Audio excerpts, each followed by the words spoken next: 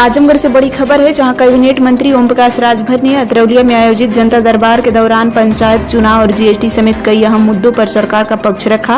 उन्होंने कहा कि पंचायत चुनाव समय पर और पूरी तरह निष्पक्ष होंगे। शनिवार को निरीक्षण भवन में मंत्री ओम प्रकाश राजभर ने फरियादियों की समस्या सुनी और अधिकारियों को त्वरित समाधान के निर्देश दिए।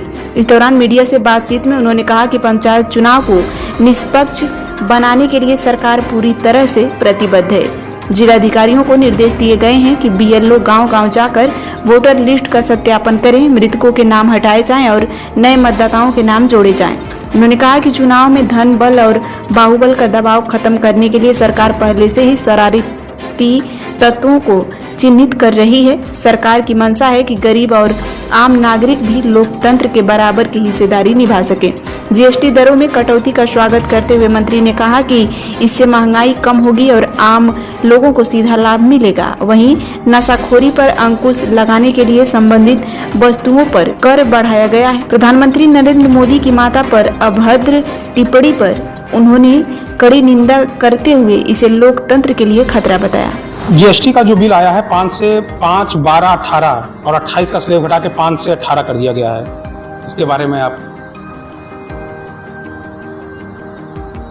जीएसटी कम हुई है, इससे आम नागरिक को खुशहाली है और मार्केट में दाम कम होंगे,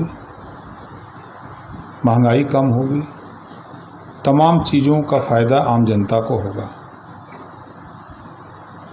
क्या लगता है जो चीज़ें में कई चीज़ें में बढ़ाया भी गया है, कई चीज़ें में घटाया गया है, लग्जरी गाड़ी उड़ी में भी कम कर दिया गया है और तम्बाकू माकू भी बढ़ा दिया गया है। इस पर आप कैसे कहेंगे? गाड़ियाँ भी, लग्जरी गाड़ी भी कम हो जाएंगी।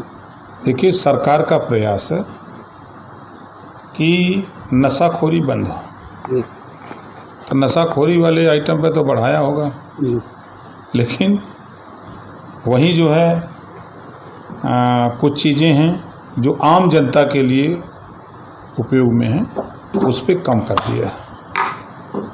पंचायती चुनाव से सवाल है कि पंचायती चुनाव जो निष्पक्ष और पारदर्शिता बनाने के लिए आपकी सरकार क्या तैयारियां कर रही है? देखिए, सभी जिलाधिकारियों को निर्देश हो गया है कि बीएलओ गांव में वोटर लिस्ट का सत्यापन कर लें, जो मृतक हैं उनका नाम निकाल दें और जो 18 साल की उम्र पार कर लिए हैं उनका नाम चढ़ा दें। ये काम आदेश हो गया सभी जिलाधिकारियों को। वार्डों का गठन हो गया है। अब सरकार पूरी तैयारी में है, चुनाव के मूड में, समय पर चुनाव होंगे। इस बार चुनाव डिजिटल तकनीकी, सीसीटीवी निगरानी, ऑनलाइन सिस्टम का इस्तेमाल किया जा रहा है ताकि धांधली का आशंका कम हो। क्या कहना चाहिए? कि सरकार की मंशा है कि निष्पक्ष चुनाव कराने को लेकर के जो भी तकनीकी का उपयोग करना पड़ेगा उसको किया जाएगा। पंचायती चुनाव में महिला और पिछड़े वर्ग की भागीदारी बढ़ाने के लिए सरकार कौन कौन से कदम उठा रही है? देखिए, हाई कोर्ट ने पिछड़ा वर्ग आयोग का गठन किया है। पिछड़ा वर्ग आयोग असेसमेंट कर रहा है कि कितनी उनकी हिस्सेदारी है, उस हिसाब से रिजर्वेशन उनको दिया जाएगा। गांव में चुनाव के दौरान हिंसा और गड़बड़ी की घटनाएं सब सामने आती हैं। इस बार सरकार ऐसे मामले को रोकने के लिए क्या रणनीति बना रही है, इस तरह से घटना ना हो? सरकार पहले से ऐसे लोगों को चिन्हित कर रही है कि जो इस तरह की हरकत करने वाले शरारती तत्व हैं, पहले से ही उन पर नज़र रखी जा रही है। इस बार चुनाव के उम्मीदवार में खर्चा और सख्ती निगरानी रखी जाएगी ताकि पैसे की ताकत में चुनाव प्रभावित ना हो। इस पे क्या कानून लाया जा रहा है? इस पे किस तरीके जो से? बाबा साहब डॉक्टर अम्बेडकर जी ने पावर दिया वोट का, और उस वोट के दम पर गरीब भी राजनीति में आवे, वो भी प्रधान बने, जिला पंचायत बने, क्षेत्र पंचायत बने, गांव का सदस्य बने, प्रधान बने।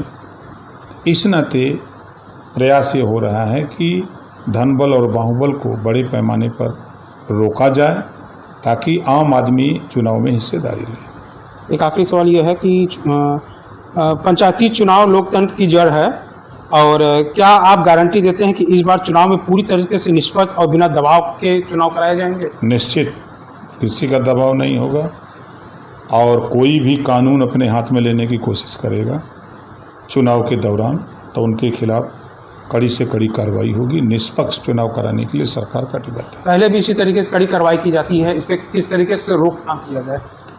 देखिए, अभी से सरकार उस पर काम शुरू कर दी है कि जो ऐसे शरारत करने वाले लोग हैं, चुनाव में गड़बड़ी करने वाले लोग हैं, चुनाव को डिस्टर्ब करने वाले लोग हैं, उनका चिन्हांकन शुरू हो गया है।